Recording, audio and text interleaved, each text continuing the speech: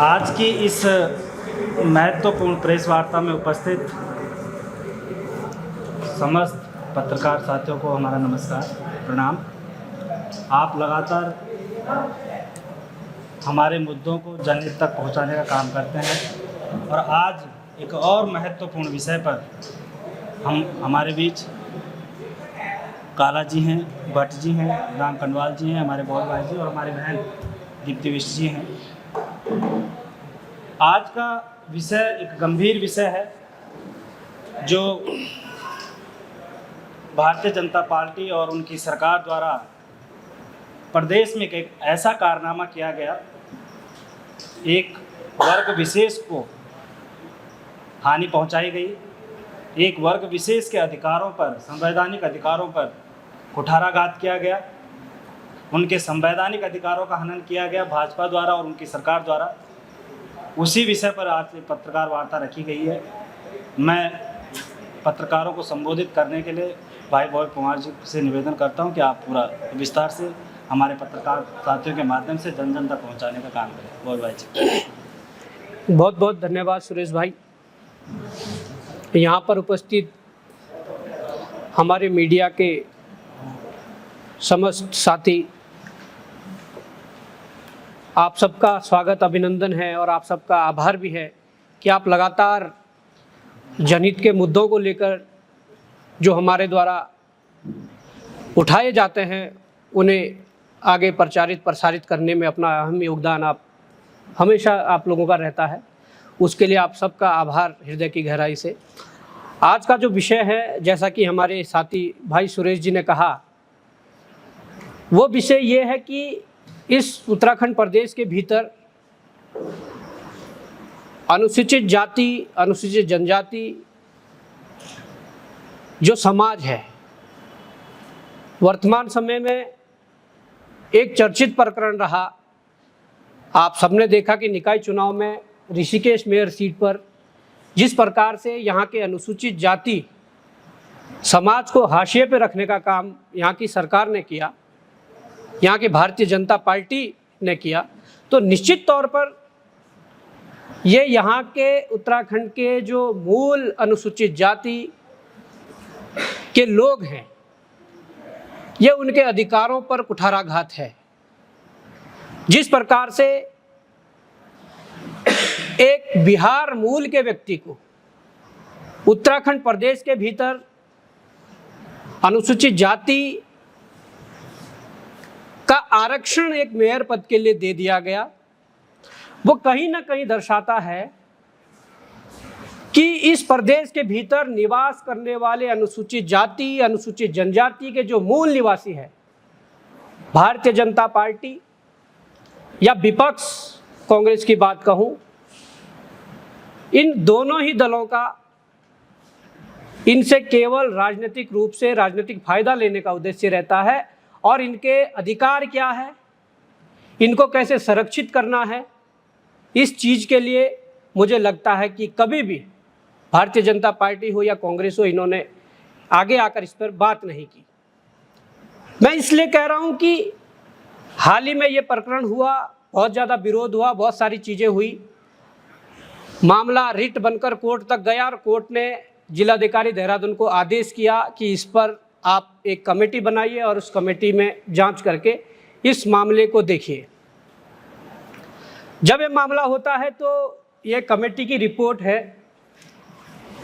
जब कमेटी अपनी रिपोर्ट बनाती है तो उस रिपोर्ट में बहुत सारी चीज़ें सामने आती हैं। रिट में जो कहा गया था, रिट में कहा गया कि शंभू पासवान का जो जाति प्रमाण पत्र है वो अवैध है और इस कारण उनको यहाँ से जो पद से हटा देना चाहिए।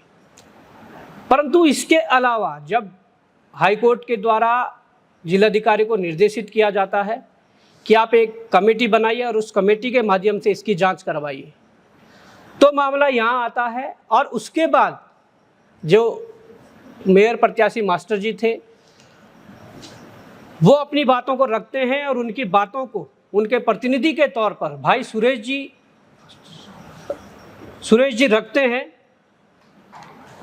और सुरेश जी जो बातें रखते हैं निश्चित तौर पर ये बड़ा दुख हुआ कि जिलाधिकारी देहरादून के द्वारा जो कमेटी बनाई गई थी, जिस कमेटी में लगभग 6 लोग जो अधिकारी रखे गए थे अलग अलग, उससे सबसे पहले हमारा उनसे निवेदन था जब ये कमेटी बनाई गई थी कि किसी उत्तराखंड मूल के एससी वर्ग के उच्च अधिकारी को, वरिष्ठ अधिकारी को इस कमेटी में जगह दी जाए, जिससे कि वो स्पष्ट कर सके कि क्या ये उत्तराखंड मूल के अनुसूचित जाति के लोगों के साथ छला हुआ या नहीं हुआ। नंबर 1 बात की उन्होंने इस बात को नकारा और एक कमेटी बनाई। कमेटी बनाने के बाद भी जब सारी चीज़ें जो दी गई थी, एक भी चीज़ पर, एक भी बिंदु पर, जो सारे बिंदु हमारे द्वारा, हमारे पक्ष के द्वारा दिए गए थे, एक भी बिंदु पर कोई जांच नहीं हुई। जो जांच हुई वो अपने अनुसार उनकी वो हुई कि इनका जो जाति प्रमाण पत्र है वो सही पाया गया है। वो कुछ शासनादेशों का हवाला देते हैं। वो उन शासनादेशों का हवाला देते हैं कि जब इस प्रदेश में धड़ल्ले से यहाँ के लोगों के अधिकारों पर कुठाराघात करके ऐसे शासनादेश लाए गए जिससे कि यहाँ के लोगों के अधिकार छीने जा सके, तब चाहे सत्ता में कांग्रेस थी, विपक्ष में भाजपा थी, तो भाजपा ने भी उस समय अपने विपक्ष का जो रोल है वो नहीं निभाया। उस शासनादेश का हवाला मुझे लगता है 2013 के शासनादेश का हवाला देते हैं कि उन शासनादेशों के अनुसार ये जो इनका जाति प्रमाण पत्र है वो सही पाया गया है। जाति प्रमाण पत्र सही पाया गया है, जाति प्रमाण पत्र उत्तराखंड में बनाया गया है, वो अलग विषय है। वो इसलिए अलग विषय है कि समय समय पर देश के सर्वोच्च न्यायालय और भारत सरकार ने ये चीजें कही है कि कोई व्यक्ति किसी दूसरे स्टेट में प्रवास करता है तो वो अपने जाति का सर्टिफिकेट कुछ लाभ लेने के लिए, कुछ लाभ का मतलब ये नहीं कि आप नौकरी और चुनाव और इस तरीके के लाभ, कुछ ऐसे लाभ जो भारत सरकार द्वारा दिए जा रहे हो और जो आपको उक्त राज्य में भी मिल सकते थे जहाँ के आप मूल हैं, और अगर प्रवास करके नौकरी या शिक्षा ग्रहण करने या तमाम उद्देश्यों से आप दूसरे प्रदेश में जाते हैं, वहाँ पर भी वो भारत सरकार वाले लाभ आपको चाहिए तो आपको वहाँ पर सर्टिफिकेट बन सकता है। पर वो जाति प्रमाण पत्र तब बनेगा जब प्रवास किए गए राज्य में वहाँ का तहसीलदार हो या वो अधिकारी हो जो उसे जारी करेगा, वो उक्त प्रदेश से, जिस प्रदेश का वो मूल है, उस प्रदेश के वहाँ के उस अधिकारी से जो वहाँ जाति प्रमाण पत्र बनाता है उससे आख्या ले लेगा। उस आधार पर यह प्रमाण पत्र बनना चाहिए था। परंतु जब हमने जांच देखी तो हमारे पैरों तले जमीन खिसकी।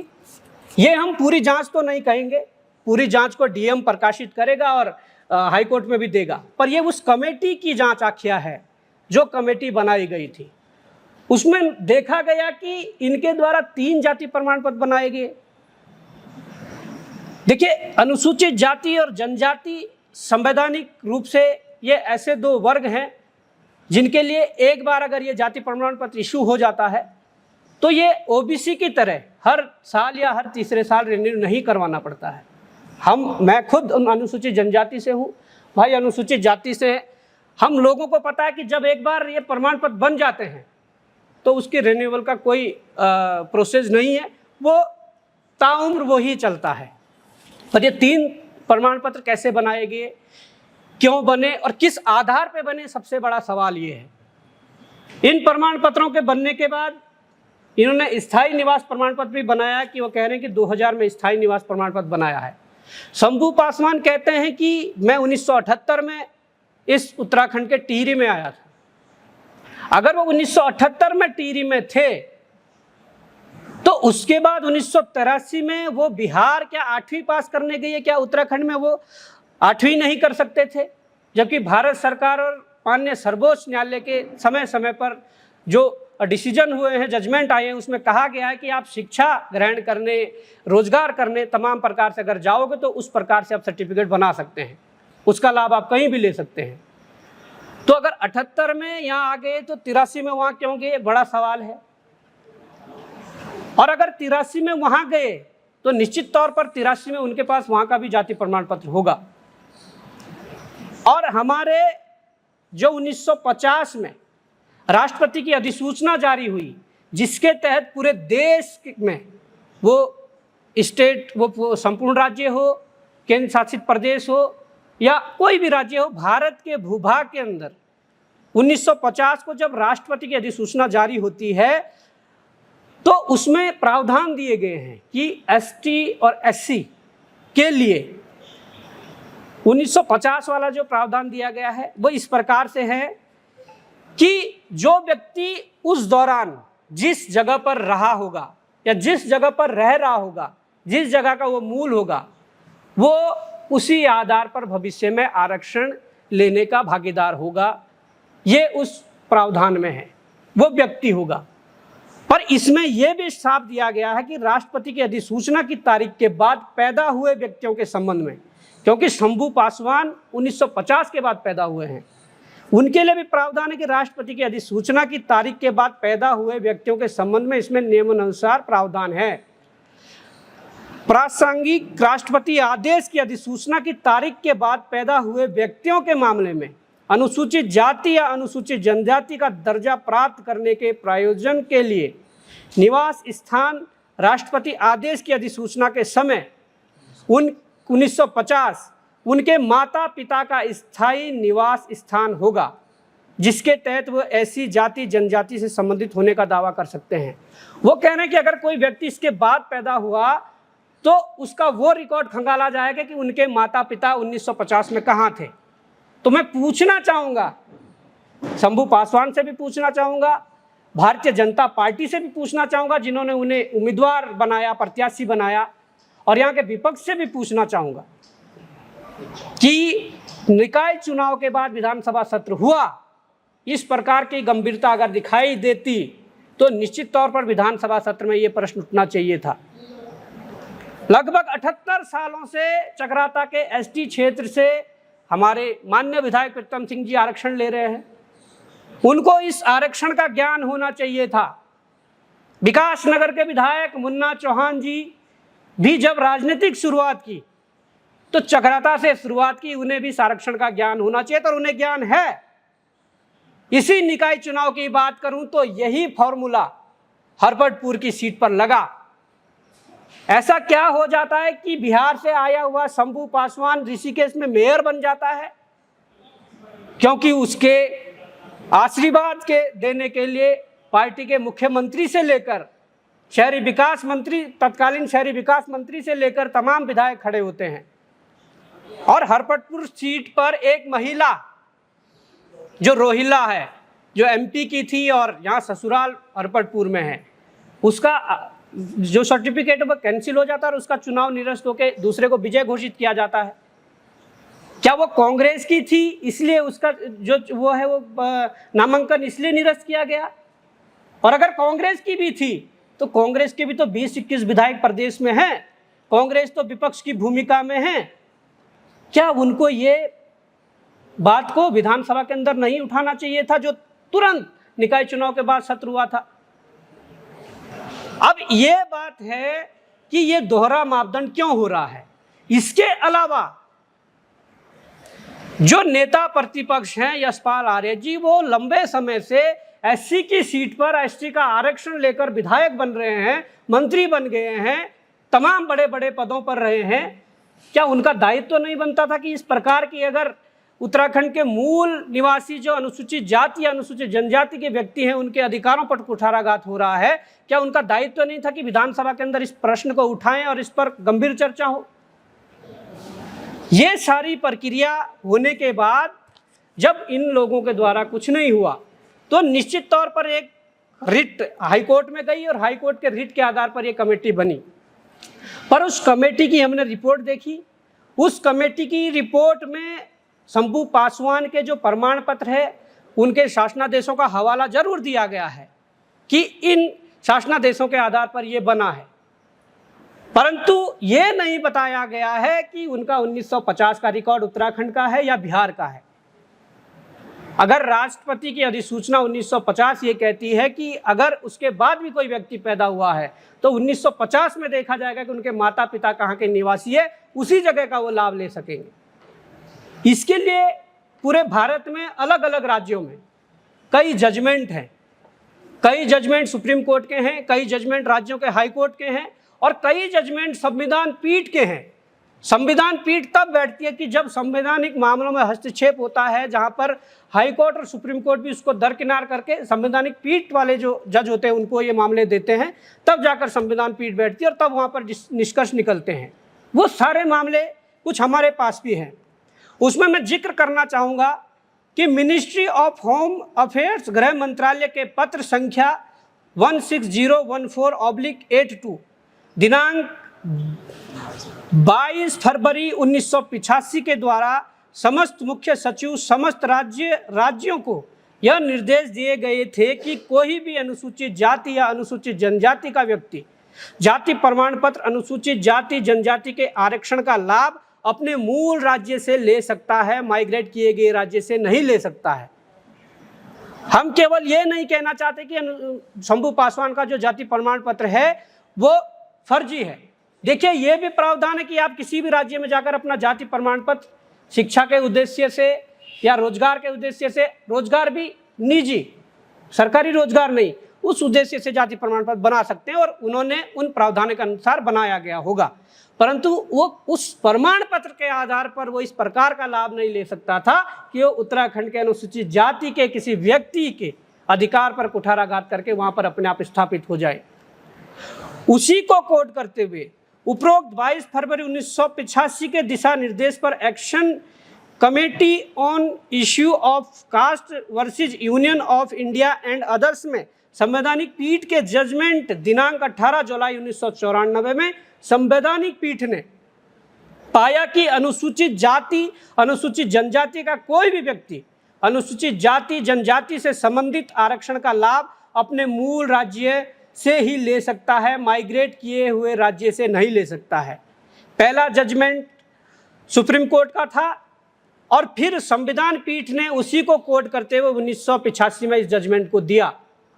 और उसके बाद लेटेस्ट जो जजमेंट आया था ministry of social justice and empowerment, department of social justice and empowerment, schedule caste division के पत्र संख्या 12017/2/2018 दिनांक 22 फरवरी 2018 के द्वारा सभी राज्यों के मुख्य सचिव को यह निर्देश जारी किए गए हैं कि इंटर स्टेट एमिग्रेशन होने पर अनुसूचित जाति जनजाति के लाभों का कोई भी व्यक्ति अपने मूल राज्य से ले सकता है, ना कि माइग्रेशन के उपरांत माइग्रेट किए गए राज्य में। ये तमाम प्रकार के जो डिसीजन है, तमाम प्रकार के जो जजमेंट है, इनकी कॉपियां भी हमारे पास है और ये बिल्कुल संवैधानिक है और बिल्कुल कानूनी रूप से ठीक है। इसके बाद मैं आपको बताना चाहूँगा कि 22 मार्च 1977 का एक जजमेंट है जिसमें कहा गया है किसी विशेष व्यक्ति का किसी विशेष इलाके में निवास विशेष महत्व रखता है। इस निवास को शब्द के शाब्दिक या साधारण अर्थ में नहीं समझा जाना चाहिए। दूसरी ओर यह उस व्यक्ति के उस इलाके के संबंध में उसकी जाति जनजाति को अनुसूचित करने वाले राष्ट्रपति का आदेश 1950 के अधिसूचना की तिथि पर स्थायी निवासी को दर्शाता है। यह भी कह रहा है कि 1950 ही कट ऑफ होगी अगर अनुसूचित जाति और अनुसूचित जनजाति का आरक्षण आपको चाहिए होगा। ऐसा ही सेम केस उत्तराखंड राज्य का है और ये उत्तराखंड राज्य का तब है, ये तब भी हमारे संज्ञान में था जब हमने रोजगार की लड़ाई लड़ी, जब भ्रष्टाचार की लड़ाई लड़ी। ये तब का मामला है कि Ranjana Kumari versus the state of Uttarakhand, ये केस है 1 नवंबर 2018 का। इसमें जजमेंट आया है कि रंजना कुमारी ने पीसीएस का फॉर्म यहाँ भरा और जजमेंट में आया है कि रंजना कुमारी का चयन जिला सूचना अधिकारी के पद पर हुआ था, जिसमें माननीय सर्वोच्च न्यायालय, यह मामला सुप्रीम कोर्ट गया था, माननीय सर्वोच्च न्यायालय की 3 जजों की बेंच ने, डबल बेंच भी नहीं, स्पष्ट किया कि पंजाब राज्य की वाल्मीकि महिला को, वो पंजाब राज्य की थी, पंजाब राज्य की वाल्मीकि महिला को उत्तराखंड में अनुसूचित जाति का लाभ नहीं दिया जा सकता। ये 2018 का जजमेंट है, जिसमें कि वाल्मीकि समाज की जो महिला थी रंजना कुमारी, उसने देहरादून के एक युवक राजेश गिल से शादी की थी। वो यहाँ पर आई और उसने पीसीएस के फॉर्म पर आवेदन किया और उसका सिलेक्शन हुआ, पर जब 3 जजों की बेंच ने इसको खारिज किया कि आप पंजाब की होकर आपने शादी चाहिए उत्तराखंड से कर ली, आप वहाँ का लाभ नहीं ले सकते, क्योंकि आप किसी मूल उत्तराखंड के जो अनुसूचित जाति का व्यक्ति उसके अधिकार का हनन कर रहे हैं। ये लेटेस्ट जजमेंट 2018 का है। और एक ये judgement Mary Chandra Shekhar Rao versus धनसेठ जीएस मेडिकल कॉलेज, ये महाराष्ट्र का है। इसमें भी संवैधानिक पीठ का फैसला है। इसमें वो व्यक्ति वहाँ पर एक कोर्स करने गया था जो स्टेट गवर्नमेंट के अंडर में था। राज्य के विश्वविद्यालय, मेडिकल कॉलेज, अन्य राज्य के अनुसूचित जाति जनजाति के व्यक्ति को आरक्षण का लाभ नहीं दिया जा सकता जो स्टेट के अंडर में होगा। वो आंध्र प्रदेश के गौंड जनजाति का यह व्यक्ति था, जिसको कि महाराष्ट्र हाई कोर्ट ने, सुप्रीम कोर्ट के संवैधानिक पीठ ने इस फैसले को दिया कि आप स्टेट के अंदर, जो स्टेट के अंडर में कोई चीज़ होगी उसमें आप अनुसूचित जनजाति का दर्जा लाभ नहीं ले सकते। इसके अलावा एक संवैधानिक पीठ का और फैसला है, जिसमें वो साफ कहते हैं, ये action commission on issue of caste versus Union of India 18 जुलाई 1994 का है। इसमें भी वो साफ कह रहे हैं कि आरक्षण का लाभ वर्ष 1950 में अनुच्छेद 341 एवं 342 की अधिसूचना में दिनांक के निवास स्थान माता पिता के उस पे होगी। तो ये भी स्पष्ट कह रहा है कि आप भले ही देश के अलग राज्यों में जाकर अपना जाति प्रमाण पत्र बना लीजिए, पर जहाँ पर स्टेट के आरक्षण की बात होगी वहाँ पर वहाँ का मूल जो राष्ट्रपति ने 1950 में अधिसूचना जारी की, उस आधार पर ही उसको आरक्षण मिल पाएगा। आप उस लाभ लेने की तो बात छोड़िए, एक जजमेंट है भादर राम वर्सेज जस्साराम 5 जनवरी 2022 का, लेटेस्ट है। आप उस आरक्षण की बात तो छोड़िए, इस जजमेंट में लिखा गया है कि भादर राम वर्सेज जस्साराम केस में यह स्पष्ट किया गया है कि किसी राज्य में अनुसूचित जाति की भूमि को अन्य राज्य का अनुसूचित जाति का व्यक्ति क्रय नहीं कर सकता है। आरक्षण तो दूर की बात है, पर दूसरे स्टेट से आया हुआ अनुसूचित जाति का व्यक्ति यहाँ के अनुसूचित जाति के व्यक्ति की जमीन का भी क्रय नहीं कर सकता है। ये स्पष्ट रूप से जजमेंट है और लेटेस्ट जजमेंट 2022 का है, और ये भी सुप्रीम कोर्ट का जजमेंट है। ये सारी चीजें हैं। इन सारी चीज़ों को हम लोगों ने स्क्रीनिंग जो कमेटी बनाई गई थी उनके पास दिया था, पर यह बड़ा दुर्भाग्य है कि स्क्रीनिंग कमेटी ने केवल उन तथ्यों, उन चीज़ों को देखा कि प्रमाण पत्र सही है या गलत है, जबकि हमारा प्रश्न या हमारा जो विरोध है वो ये नहीं है कि प्रमाण पत्र सही है या गलत है। हमारा प्रश्न और हमारा विरोध ये है कि प्रमाण पत्र कैसे बना, क्या 1950 की जो पैतृक संपत्ति शंभू पासवान या उसके माता पिता की यहाँ पर है, क्या उस आधार पे बना, वो सारी चीज़ें हमें चाहिए। और इसके अलावा हमने मुख्य सचिव उत्तराखंड सरकार को भी ये सारी चीज़ें दी थी, और इसमें एक एक चीज़ को, वो चाहे सुप्रीम कोर्ट के जजमेंट हो, वो चाहे कई देश के अन्य राज्यों के हाई कोर्ट के जजमेंट हो, या वो संवैधानिक पीठ के जो जजमेंट हो, हमने एक एक बिंदु को उसमें उजागर करके मुख्य सचिव और तमाम प्रकार से अलग अलग जो प्रतिलिपि सचिव कार्मिक एवं सतर्कता उत्तराखंड शासन, सचिव समाज कल्याण उत्तराखंड शासन को भी दी थी, उनके भी संज्ञान में डाला था, और स्क्रीनिंग कमेटी को भी दी थी। अब हम ये बताना चाह रहे हैं कि ये खेल केवल इतना नहीं है। हम लोगों ने जब इस पर रिसर्च किया तो यहाँ से निकल कर आया कि ये खेल केवल एक सीट ऋषिकेश के मेयर सीट पर नहीं है, ऐसा खेल बहुत जगह हुआ है। इसके अलावा सरकारी नौकरियों में बड़े बड़े पदों पर इस प्रकार के खेल हुए हैं। तो मुझे लगता है कि उत्तराखंड के भीतर निवास करने वाले उत्तराखंड के मूल जो अनुसूचित जाति हो चाहे वो अनुसूचित जनजाति के लोग हो, उनके अधिकारों पर कुठाराघात लंबे समय से हो रहा है। उनके प्रतिनिधित्व करने वाले, चाहे उन्होंने उस समाज ने अपने प्रतिनिधि को विधानसभा के भीतर भेजा हो, चाहे लोकसभा के भीतर भेजा हो, या कहीं पर भी अपना जनप्रतिनिधि बनाकर उसके चुनकर भेजा हो, उस व्यक्ति ने कभी भी उनकी पैरवी इस तरीके से नहीं की, जो कि होना चाहिए था। अगर आप किसी वर्ग विशेष का प्रतिनिधित्व करके आगे जा रहे हैं तो निश्चित तौर पर इस प्रकार के गंभीर मामलों का, इस प्रकार के गंभीर प्रकरणों का कहीं ना कहीं मुझे लगता है संज्ञान लेकर उस पर लड़ाई लड़नी चाहिए थी।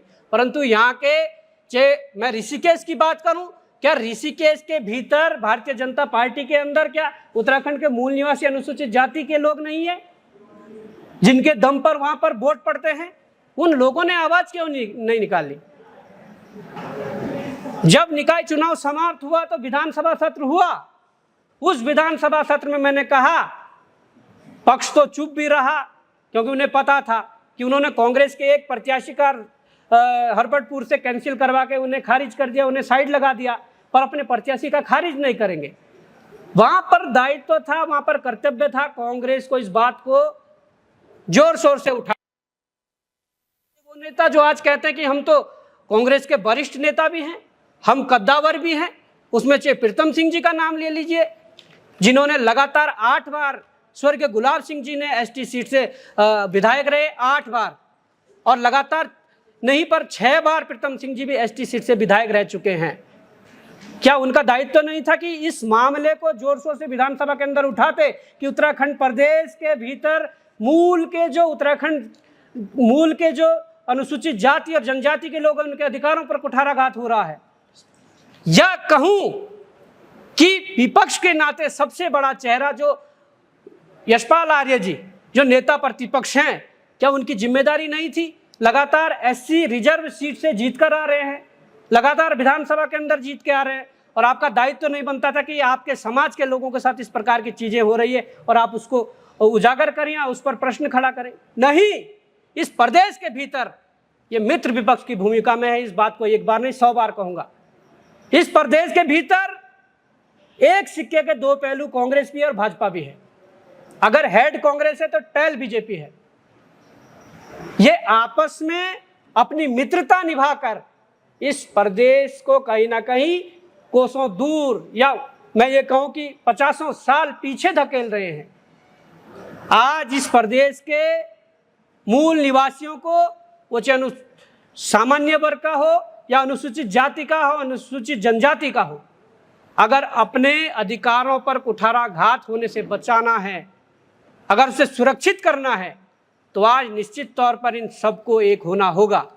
और सीधे तौर पर मैं ये कहना चाहूँगा कि डीएम देहरादून मेरी इस प्रेस कॉन्फ्रेंस को सुने।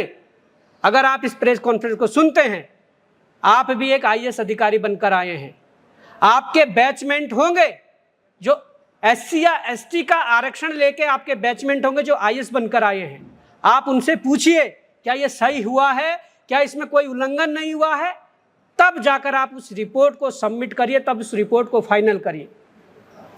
क्योंकि आप भी जानते हैं, और मैं ये भी बता देना चाहता हूं, आज हो सकता है आपके ऊपर भारतीय जनता पार्टी धामी सरकार का दबाव हो, पर आप एक प्रशासनिक अधिकारी और एक आईएएस हो, आपको उन दबावों से बचना है, उन दबावों से पीछे हटना है। क्योंकि आज तो वो दबाव डालेंगे, आपकी कलम से गलत काम करवा देंगे, पर इस बात को ध्यान रखना कि ये कलम, ये सत्ता हमेशा नहीं रहेगी।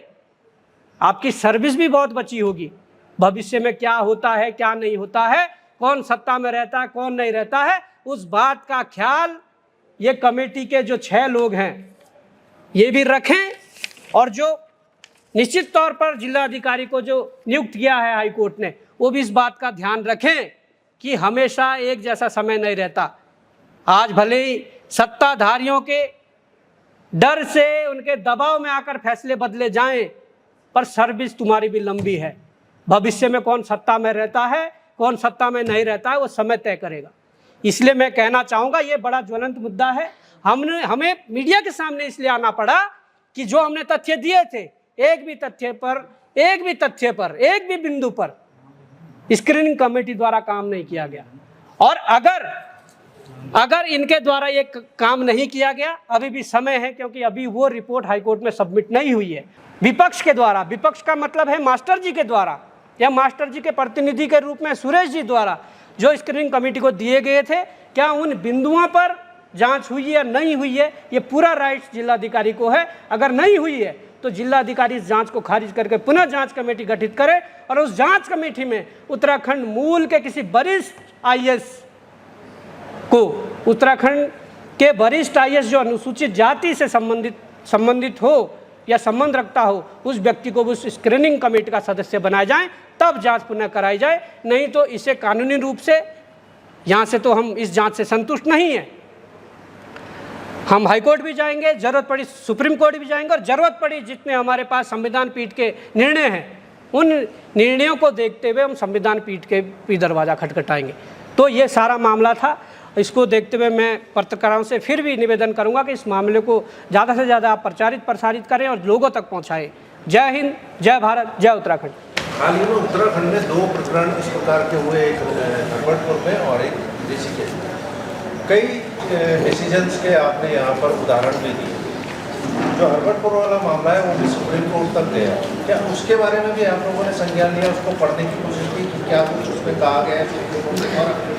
देखिए, हरबटपुर का जो मामला है वो ये है कि वो महिला मध्य प्रदेश की थी जो विवाह करके उत्तराखंड की हो गई, उत्तराखंड में विवाह करके आई और उसने हरबटपुर नगर पालिका से चुनाव लड़ना चाहा, पर वो कैंडिडेट कांग्रेस की थी और सत्ताधारी पार्टी भाजपा ने उन पर आपत्ति लगाई कि वहाँ से जो मूल जिसका है, उन्होंने भी यही कहा, जो मूल जिसका है 1950 की जो अधिसूचना भारत के राष्ट्रपति की है, उस आधार पर आरक्षण लेने के लिए आप लाभ उसका ले सकते हैं। और वही बात हुई और उस आधार पर वो चीज़ खारिज हुई कि वो यहाँ के मूल निवासी नहीं है, इसलिए वो यहाँ का एससी का जो आरक्षण है वो नहीं ले सकती।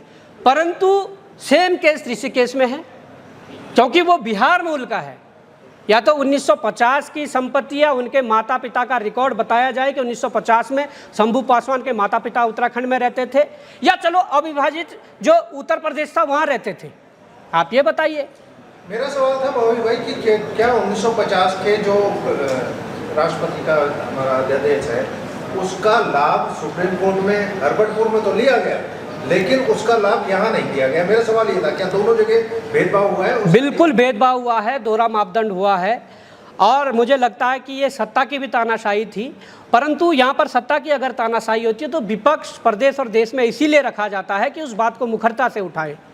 पर मैंने अभी कहा है कि विपक्ष मित्र भूमिका में यहाँ चल रहा है, और उन्होंने ये भी उचित नहीं समझा कि हमारी प्रत्याशी को अगर हरबटपुर से हटाया गया है तो शंभू पासवान का विरोध किया जाए, वहाँ से हटाया जाए। वो करते भी किस मुँह से? उन्होंने भी उत्तर प्रदेश के एक जाटों को वहाँ पर प्रत्याशी खड़ा कर दिया था। इनमें तो ये रेस लगी हुई थी कि जो बाहरी वोटर है उसको कैसे साधा जाए, उन्हें ये नहीं था कि जो उत्तराखंडी वोटर से कैसे साधा जाए। इसलिए उन्होंने भी वहाँ पर उसी प्रकार के प्रत्याशी को खड़ा किया, जिससे कि इनको मौन रहना पड़ा। और भाई, शंभू पासवान ने अपनी जाति पासवान नहीं लिखवाई है, दुसाध लिखवाई है, और दुसाध जाति उत्तराखंड के अनुसूचित जाति में ऑलरेडी है जी। तो जाति प्रमाण पत्रों वाली जो बात कर रहे हैं, जो जाति ऑलरेडी है, तो उसमें अलग अलग तर्क क्यों हो रहे हैं? देखिए, मैं आपको कहना चाहूँगा कि जो जाति प्रमाण पत्र हैं, कुछ जातियाँ ऐसी होगी जो उत्तराखंड में भी हैं, कुछ ऐसी होगी सेम जातियाँ हिमाचल में भी है। एग्जाम्पल के तौर पे मैं भोटिया ही ले लेता हूँ। भोटिया अगर उत्तराखंड का भोटिया है तो हिमाचल के भोटिया का हक नहीं मार सकता, वो हिमाचल में जाकर भोटिया जनजाति का लाभ नहीं ले सकता, या हिमाचल का भोटिया जनजाति का व्यक्ति उत्तराखंड में आकर यहाँ के भोटिया जनजाति का लाभ नहीं ले सकता।